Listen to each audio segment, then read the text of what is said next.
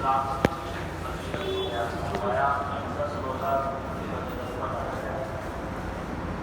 میں جو عبادتیں کی جاتی ہیں اور جو پر زیادہ ثواب بھی ملتا ہے اور زیادہ مقبول بھی، اور ایام لہر میں اللہ کی بارگاہ میں قربانی کرنے سے زیادہ کسی عمل کی اتنی بڑی مقبولیت نہیں ہے جو قربانی کی ہے۔ اب دیکھیے یہ جو مہینہ جا رہا ہے اب آنے والا ہے، اسلام کا آخری مہینہ گنتی کے اعتبار سے ذی الحجہ کا مہینہ ہے، اور اسلام کا پہلا مہینہ محرم الحرام۔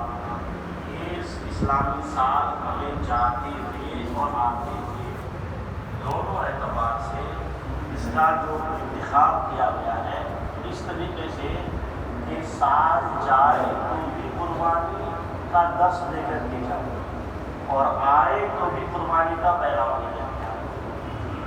دونوں قربانی ایسی ہے کہ رہتی دنیا تک ان دونوں قربانیوں کی کوئی مثال نہیں پیش کر سکتا۔ مقام بنا میں حضرت ابراہیم علیہ السلام، حضرت ابراہیم علیہ السلام باپ بیٹے کی جو قربانی تھی اس کی مثال ہے دنیا تک کوئی نہیں پیش کر سکتا۔ اور میدان کربلا میں امام انبیاء امام علی مقام اللہ تعالیٰ نے جو قربانی جانثاروں اور اپنے اہل بیت کے ساتھ جو قربانی پیش کی ہے اس کی بھی کوئی مثال پیش نہیں کر سکتا۔ تو یہ دو قربانی سال کی ابتدا میں اور انتہا میں اس طریقے سے ہے کہ دونوں قربانی کی مثال کوئی نہیں پیش کر سکتا۔ اب یہ سال جاتے ہوئے اور آتے ہوئے بھی ہمیں قربانی کا پیغام دے رہا ہے کہ اے مومنوں قربانی کا جذبہ اندر پیدا کرو، قربانی دینا سیکھو۔ اب قربانی کیا ہے؟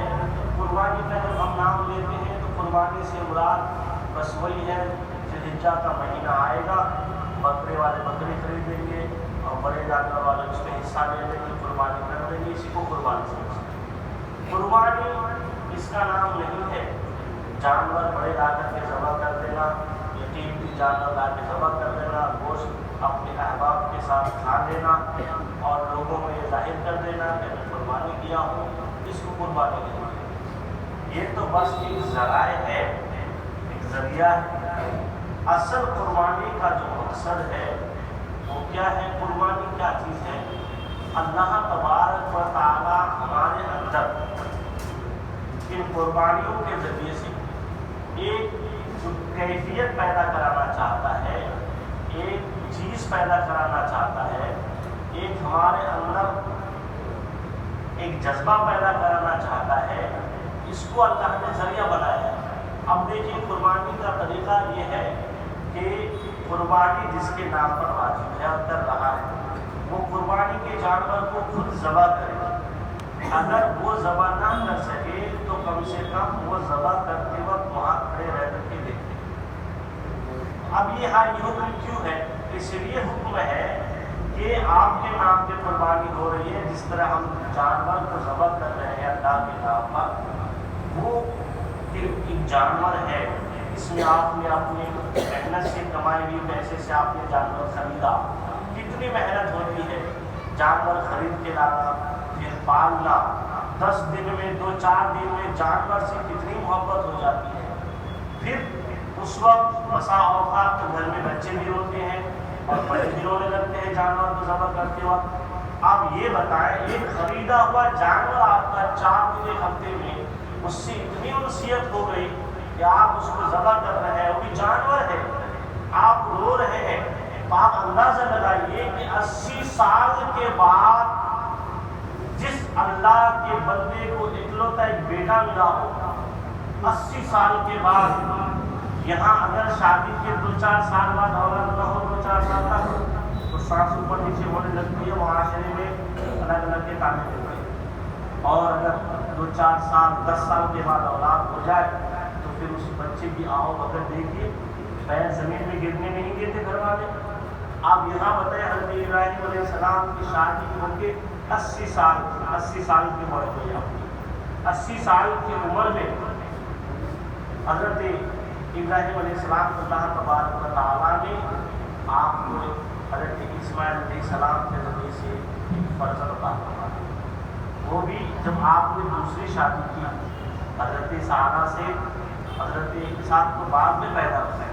پہلے حضرت ہاجر رضی اللہ تعالیٰ عنہ جو آپ کی دوسری زوجہ محترمہ تھی، ان کے بطن سے حضرت اسماعیل علیہ السلام پیدا ہوئے. اب بتائیے 80 سال کی عمر ہو گئی انسان کی، اس وقت اللہ نے اولاد سے نوازا. اب بتائیں اس بچے کی پرورش کس انداز کی ہوگی؟ اس بچے کو اللہ کی مرضی کے مطابق اللہ کو خوش کرنے کے لیے اگر کوئی باپ ذبح کرنے کے لیے لے جائے تو اسی باپ کو دنیا حضرت اسماعیل علیہ السلام جگر ہے ان کا. اب اندازہ لگائیے کہ ہم ایک بکرے کو ذبح کرتے ہیں جانور کو تو ہمارا دل کیا کہتا ہے. تو ان کا کتنا بڑا جگر رہا ہوگا، کتنا بڑا جذبہ رہا ہوگا کہ اتنی محبت انسیت ایک طرف، اللہ کی رضا ایک طرف. اللہ کی رضا کے لیے ساری محبتیں قربان، ساری چاہتیں قربان. کتنا بڑا جذبہ تھا اللہ کو منانے کا، کتنا بڑا جذبہ تھا اللہ کو راضی کرنے کا کہ اللہ تبارک و تعالیٰ نے اس عمر میں بیٹا عطا فرمایا. اب اس بیٹے کو اپنے ہاتھ سے، وہ بھی ایسا نہیں کہ کسی سے ذبح کروائے، خود ذبح کرنے کے لیے تیار. اور ایسا بھی نہیں کہ زبردستی باپ بیٹے اس پر بات بھی کر رہے ہیں، ایک دوسرے کو بتا بھی رہے ہیں. اب بیٹے کے اندر بھی کتنا بڑا جذبہ ہوگا، باپ کے اندر بھی کتنا بڑا جذبہ ہوگا. تو اب یہ حالانکہ ایسا نہیں کہ حضرت ابراہیم علیہ السلام کو اپنے بیٹے سے محبت نہیں کی، یا حضرت اسماعیل علیہ السلام کو اپنی جان سے محبت نہیں کی. کس کو اپنی جان سے محبت نہیں ہوتی ہے؟ اور ایسا بھی نہیں کہ حضرت ابراہیم علیہ السلام نے بغیر کہے ذبح کرنا شروع کر دیے، جبکہ وہاں جانے کے بعد باضابطہ طور پر حضرت ابراہیم علیہ السلام نے اپنے بیٹے سے کہا، اے میرے بیٹے اتنی آرام میں منع میں کا پنجو ماتا ترا، بیٹا میں تم سے ایک بات کرنا چاہتا ہوں، تو یہ کہ آج رات میں نے خواب دیکھا ہے کہ میں تمہیں اللہ کے لیے ذبح کر رہا ہوں، ابھی آپ بتاؤ آپ کی کیا مرضی ہے. تو بیٹے نے یہ نہیں کہا کہ مجھے آپ ذبح کر دیں گے، کیونکہ جان ایک بار چلی ہے تو دوبارہ تو آتی نہیں ہے.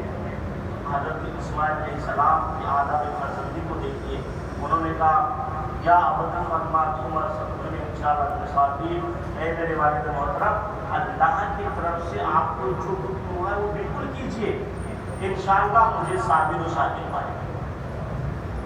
دنیا یہ نہ کہے کہ باپ تو نبی تھے اور اللہ کو راضی کرنے کے لیے انہوں نے بیٹے کو ذبح کر دیا.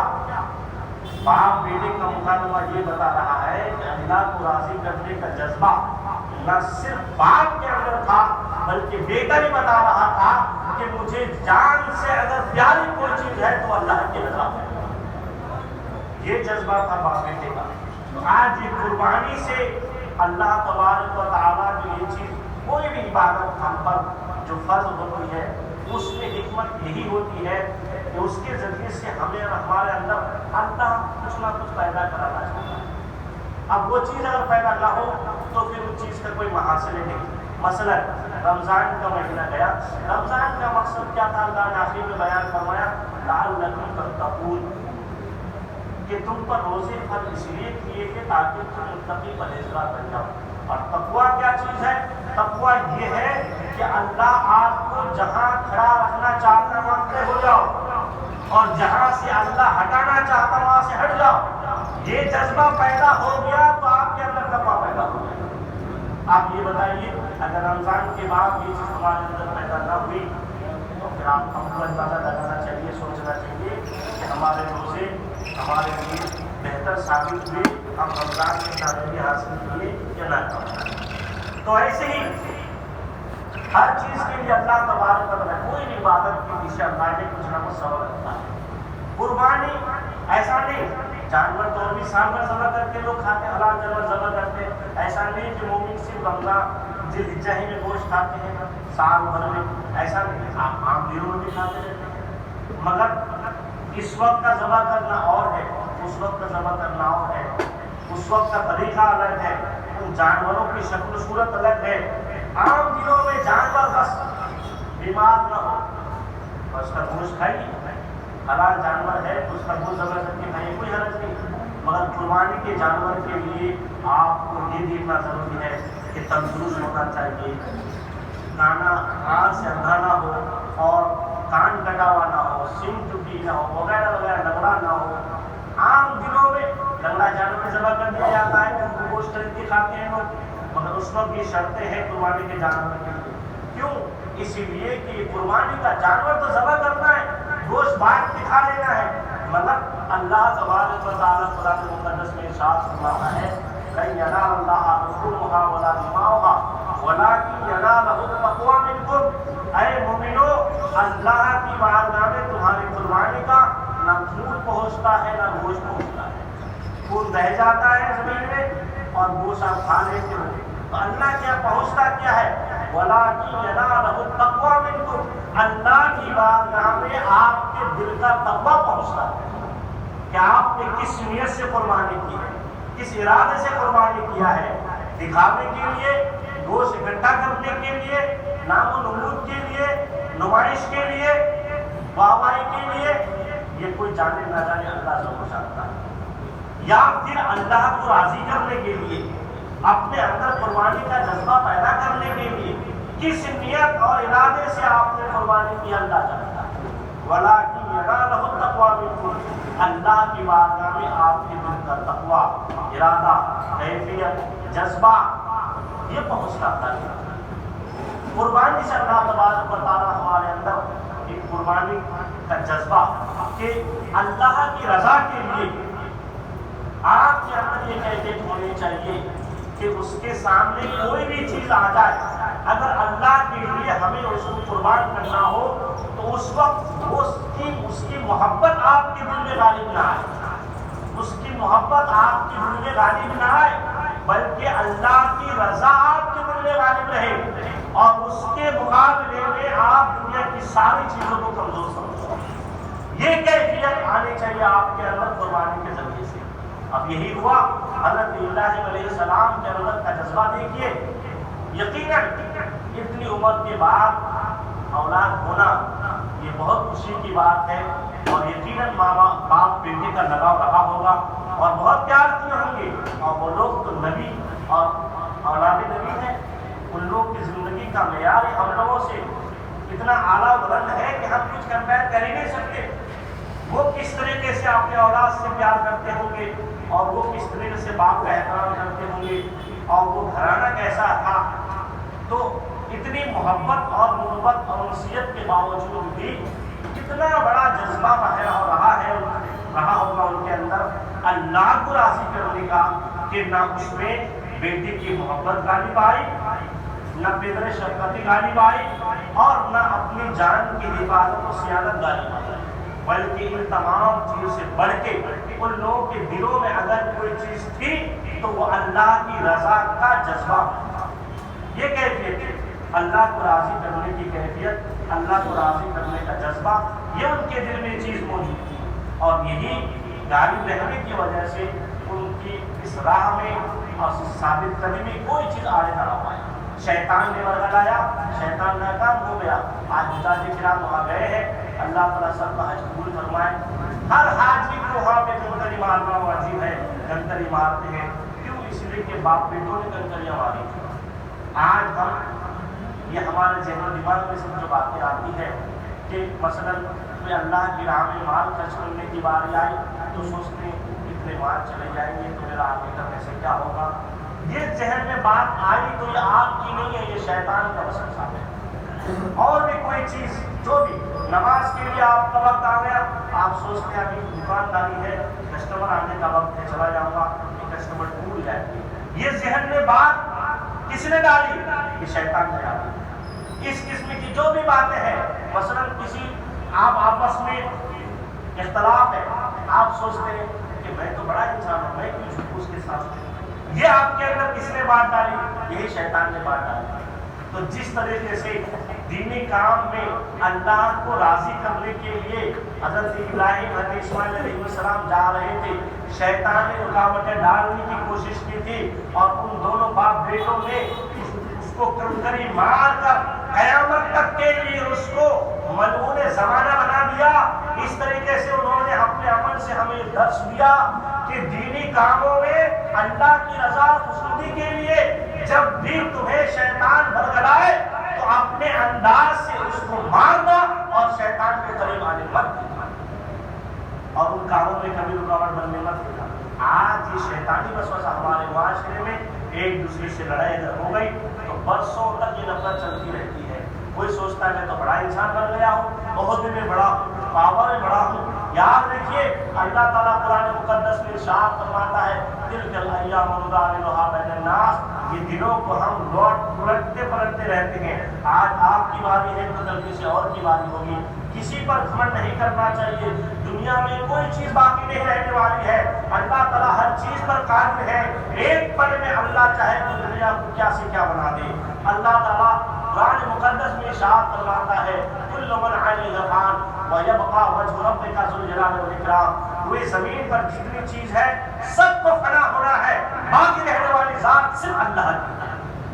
تو گھمنڈ غرور کی اس بات پر اگر آپس میں نفرت ہے اس کو مٹائیے اور آپس سے ملیے۔ یہ اپنے اندر کیفیت تعلیمت دیجیے کہ میں بڑا ہوں، یہ سمجھیے کہ آپ کا ایمانی جذبہ نہیں، ایمانی گول نہیں ہے، یہ شیطان کا وسوسہ ہے۔ اس طریقے سے آپ کسی سے جھک جائیے۔ یقین مانیے پھلدار درخت ہمیشہ جھکا ہوا رہتا ہے، جو انسان جھکتا ہے اس کی عزت گھٹتی نہیں، اللہ بڑھا دیتا ہے۔ اس طریقے سے میاں بیوی کا لفڑا ہو، بھائی بھائی کا جھگڑا ہو، پڑوسیوں کا جھگڑا ہو، یا اس طرح دینی کام میں کرنے کا کوئی بھی اس طرح سے رکاوٹ میں آئے تو سمجھ جائیے شیطان ہمیں ورگلا ہے۔ اس وقت حضرت ابراہیم علیہ السلام کو آپ یاد کر لیں کہ حضرت ابراہیم علیہ السلام کو بھی شیطان نے ورگلایا تھا، حضرت ابراہیم علیہ السلام کو بھی شیطان نے ورگلایا تھا، حضرت حاجر رضی اللہ تعالی عنہا کو بھی شیطان نے ورگلایا تھا، مگر ان لوگوں نے کس طرح بندہ شکن جواب دیا اور کہا، سبوں نے یہ کہا تھا، حضرت ابراہیم علیہ السلام نے جواب دیا، حضرت حاجر رضی اللہ تعالی عنہا نے جواب دیا کہ اگر اللہ کی رضا کے لیے اللہ راضی ہو جائے ہمارے بیٹے اسماعیل کو ذبح کرنے سے تو ایک نہیں، اللہ اگر اس طرح 100 بیٹے دے تو ہم حضرت اللہ کی رضا کے لیے پورے 100 کو ذبح کر دیں۔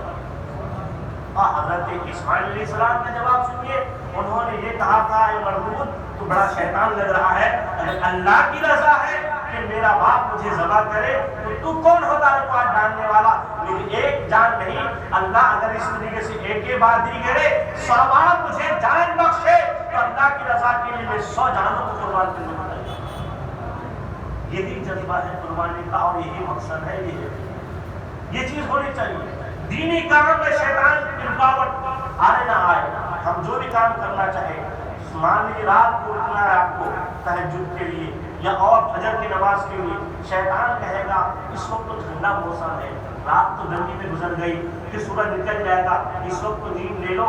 یاد رکھیے یہ آپ کی عقل کا جواب ضرور ہے، یہ شیطان کا وسوسہ ہے۔ شیطان چاہتا ہے کہ آپ سو جاؤ۔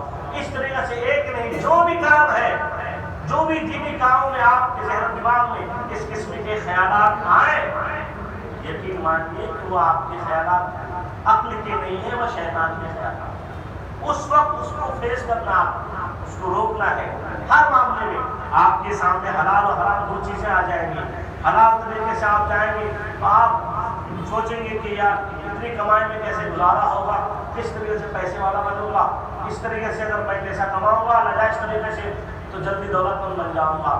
یاد رکھیے یہ شیطانی جواب ہے اور شیطانی وسوسہ ہے، شیطان آپ سے کرانا چاہتا ہے ناجائز طریقے سے جاؤ۔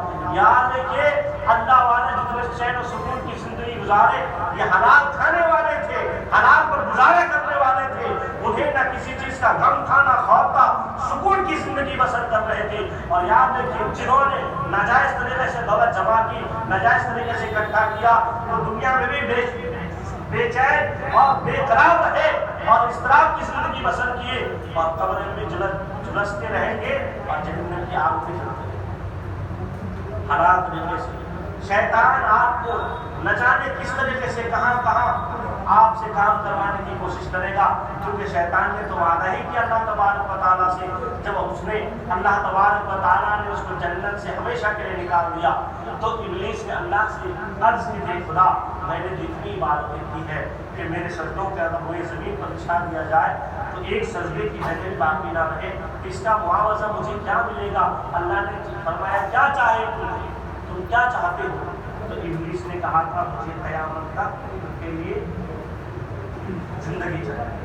اللہ تبارک و تعالیٰ نے فرمایا ٹھیک ہے جاؤ. جب اس کو قیامت قرب قیامت تک اس کو حیات قرب قیامت آنے سے پہلے ایک دن ایسا بھی آئے گا کہ ابلیس بھی فنا ہو جائے گا. تو اس وقت ابلیس نے کہا تھا کہ میں تیرے نیک بندوں کے بیچ راستے میں بیٹھ گیا. یہ قرآن کی آیت کا ترجمہ بتا رہا ہوں. اس نے کہا لاپودر نے کہا میں تیرے نیک بندوں کے بیچ راستے میں بیٹھ جاؤں گا. یعنی کیا کروں گا؟ بیچ راستے بیٹھنے کا مطلب اس کو بہکاؤں گا, سیدھے راستے میں چلنے نہیں دوں گا, بہکاتا رہوں گا. اللہ تبارک و تعالیٰ نے ارشاد فرمایا جا ابلیس جو میرا نیک بندہ ہوگا تیرے بہکاؤ میں نہیں آئے گا.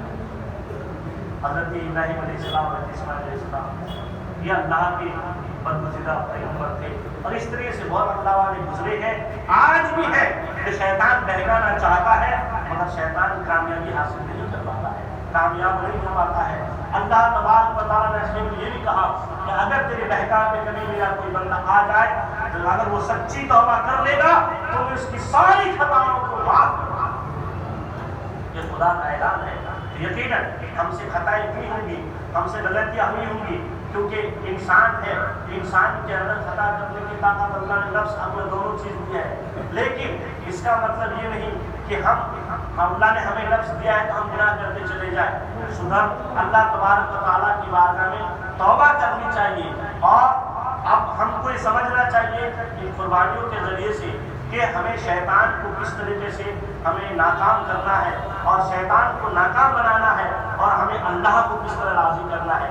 آج ہمارے معاملات کو دیکھ لیجیے, ہمارے اندر قربانی کا کتنا جذبہ ہے. آپ شادی بیاہ کا معاملہ ہو, عرس کا معاملہ ہو, کسی دینی تہوار ہو, دینی پروگرام ہو اور خوشی کا موقع ہو, اس وقت ہم بتائیے ہم شیطان کو کتنی ترجیح دیتے ہیں. ہمارے رسم و رواج, ہمارے معاملات سارے اکثر و بیشتر ہمارے معاملات شیطان کے اشارے پہ ہوتے ہیں. شادی کا موقع ہے, اللہ نے اولاد سے نوازا, اللہ نے بچے کی اتنی حیات دی کہ آج وہ شادی کے لائق ہو گیا ہے. باپ کو اللہ نے خوشی کا دن دیا مگر بندہ اس وقت اللہ کو راضی کرنے کے بجائے شیطان کو راضی کرتا ہے. شیطان یہ کہتا ہے کہ آج تمہاری خوشی کا وقت ہے, اس میں ڈھول تاشی کا انتظام کرو اور طرح طرح سے خرافات کا انتظام کرو. جبکہ شریعت یہ کہتی ہے کہ اس وقت غریبوں کو کھانا کھلاؤ اور نمازیں پڑھو, اللہ کا شکر ادا کرو, جانی مالی اعتبار سے خدا کا شکر بجا لاؤ. عقل یہ کہتی ہے, شریعت یہ کہتی ہے, شیطان کہتا ہے ڈھول تاشے ناچ گانے سے خوشی کا اظہار کرو. اب بتاؤ ہم کیا کرتے ہیں؟ اب خود معاشرے کو لے کر کے اندازہ لگا سکتے ہیں کہ ہمارے اندر کون سا جذبہ ہے. اللہ تبارک و تعالیٰ قربانی کے ذریعے سے یہ جذبہ پیدا کرانا چاہتا ہے, ورنہ اللہ تبارک و تعالیٰ دنیا کے کسی بھی چیز کا محتاج نہیں. اللہ بے نیاز ہے. اللہ الصمد قل هو اللہ احد, اللہ الصمد, اللہ اکیلا ہے اور اللہ ہر چیز سے بے نیاز ہے. اللہ کو ہماری عبادت, ہمارے سجدے کی کوئی حاجت نہیں, کسی بندے کی عبادت کی کوئی حاجت نہیں. اللہ کی مخلوق اتنی ہے, یسبح للہ ما فی السماوات والارض, روئے زمین پر جتنی مخلوق ہے رات و دن سب اللہ کی تسبیح بیان کرتے ہیں. آپ کے ہمارے سجدے سے کیا ہونے والا ہے؟ یہ جتنی ہم کام عبادتیں کر رہے ہیں یہ صرف اور صرف اپنے لیے کر رہے ہیں, اسی لیے یہ اپنے لیے کر رہے ہیں. اللہ تبارک و تعالیٰ اپنے بندے سے غافل بندوں کو کتنے پیار سے اپنے قریب فرما رہا ہے. یا ایھا الانسان ما غرک بربک الکریم, اس بارے میں اللہ ارشاد فرماتا ہے جب بندہ بہک جاتا ہے, یہ سب سننے کے باوجود, جاننے کے باوجود انسان راہ راہ سے بہک جاتا ہے اور شیطان کے اشارے پہ چلتا ہے تو اللہ پیار سے بلاتا ہے, کتنے پیار سے. یا ایھا الانسان ما غرک بربک الکریم, تجھے کس نے اپنے کریم رب سے دور کر دیا ہے, کس نے تمہیں اپنے کریم اور مہربان رب سے دور کر دیا ہے. آ جاؤ توبہ کر لو اپنی خطاؤں سے, میں تمہاری ساری خطاؤں کو معاف کر دوں. وقت قریب, وقت دیکھیے موت کا وقت متعین ہے مگر کسی بندے کو نہیں معلوم کہ کب موت آئے گی. اسی لیے آپ اگلے پل کا انتظار نہ کرتے ہوئے جو اللہ دیا ہے اسی وقت کو غنیمت سمجھتے ہوئے ہم اپنے سابقہ خطاؤں سے سچی توبہ کر لیں اور ان قربانیوں سے اپنے اندر جذبہ پیدا کریں کہ اللہ تعالیٰ ہمارے اندر میں قربانی کا جذبہ عطا فرمائے, اور ایسا جذبہ کہ ہم اللہ کی رضا کے لیے ہمارے سامنے دنیا کی کوئی بھی چیز آ جائے وہ ہم پر غالب نہ آئے, ہمارے اندر, ہمارے دلوں جذبہ اپنا کرنا، یہ کیفیت ہونی چاہیے مومنوں کے اندر۔ اللہ تبارک و تعالیٰ ان قربانیوں سے ہمارے اندر قربانی کا جذبہ پیدا فرمائے۔ آمین و ما علینا الا البلاغ۔ السلام علیکم۔